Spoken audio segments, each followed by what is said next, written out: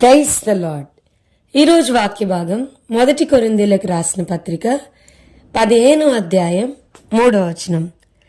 నాకీయబడిన ఉపదేశమును మొదట మీకు అప్పగించి తిని, అదేమనగా లేఖనముల ప్రకారము క్రీస్తు మన పాపముల నిమిత్తము మృతి పొందెను, సమాధి చేయబడెను, లేఖనముల ప్రకారము 3వ దినమున లేపబడెను. ఈరోజు ఈ వాక్య భాగం ద్వారా దేవుడు మనతో మాట్లాడుతున్నారు.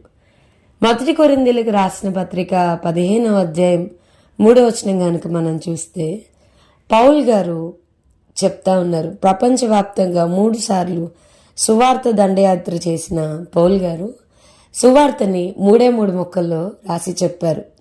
ఎలా మనం సువార్తని పంచుకోవాలి అనేది, అసలు వాట్ ఈస్ గాస్పెల్, సువార్త అంటే ఏంటి అనేది చెప్తూ, నాకీయబడిన ఉపదేశము ఏంటంటే లేఖనముల ప్రకారం క్రీస్తు మన పాపముల నిమిత్తము మృతి పొందెను, సమాధి చేయబడెను, లేఖనముల ప్రకారం 3వ దినమున లేపబడెను. 3 ముక్కల్లో ఆయన చెప్తూ వచ్చారు వాట్ ఈస్ గాస్పెల్.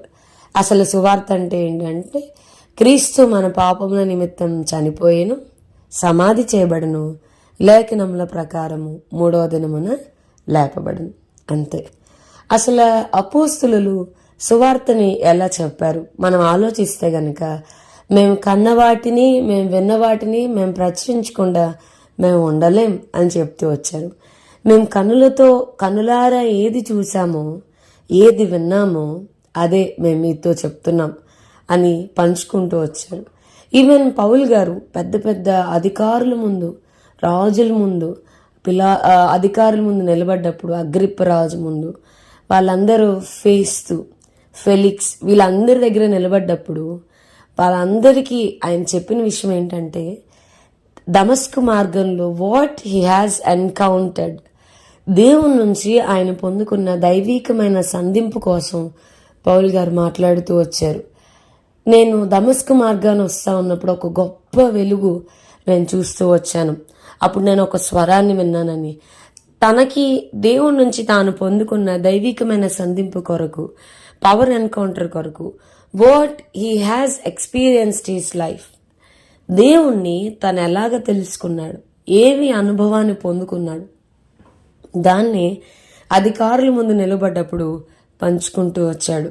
సో వేరే ఏదేదో అవసరంలా, వేస్ట్ థింగ్స్ అవసరంలా, మీరలాగా మీ దేవుడేలాగా అని you don't have to criticise anything. దేన్ని కూడా క్రిటిసైజ్ చేయాల్సిన అవసరం లేదు. నీ దేవుడు ఏమై ఉన్నాడో చెప్పాలి. నెక్స్ట్ నువ్వు నీ దేవుణ్ణి ఏమని అనుభవించుకున్నావో, సువార్తలో ఎంతో గొప్ప అనుభవం కలిగిన, మన భాషలో ఇలా PhD హోల్డర్ అని చెప్పొచ్చేమో పౌల్ గారిని. అలాంటి ఆయన 3 ముక్కల్లో సువార్తను ఏ విధంగా చెప్పాలో చెప్తూ వచ్చారు. అలాగే 1 తిమోతికి రాసిన పత్రిక 1వ అధ్యాయం 5వ వచనంలో, ఉపదేశ సారమేదనగా పవిత్ర హృదయము నుండి, మంచి మనసాక్షి నుండి, నిష్కపటమైన విశ్వాసము నుండి కలుగు ప్రేమయే. ఉపదేశం ఏంటో చెప్పారు. ఇప్పుడు తాను ఎంతో ప్రేమించిన తన నిజ కుమారుడు, ప్రియమైన కుమారుడు, దైవజనుడు, తన జత పనివాడును అయిన తిమోతికి రాస్తూ ఎంత చక్కగా ఉపదేశం ఏంటో కొరింథీ సంఘానికి చెప్తూ, ఇక్కడ ఉపదేశ సారమేదన్నగా వాట్ ఈస్ ద రిజల్ట్, కంప్లీట్గా ఏంటి అనేది చెప్తూ ఆయన అంటా ఉన్నాడు, పవిత్రమైన హృదయం ఉండాలి, మంచి మనసాక్షి ఉండాలి, నిష్కపటమైన విశ్వాసం నుండి కలుగు ప్రేమయే అని చెప్తూ వచ్చారు. సో ఈ వాక్యాన్ని వింటున్న ప్రియమైన వారులారా, సువార్తను చెప్తే సరిపోదు, మనకి 3 థింగ్స్ ఉండాలి.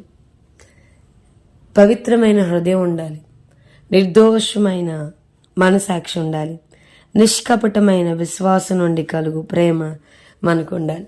మనకి బాగా తెలుసు కదండి, ఆయన ధవలవర్ణుడే సింహాసనాసీనుడే ఉన్నప్పుడు మనకి అగెయిన్స్ట్గా దోషారోపణ చేయడానికి, మనకి వ్యతిరేకంగా ముందు నిలబడేది మన మనసాక్షి.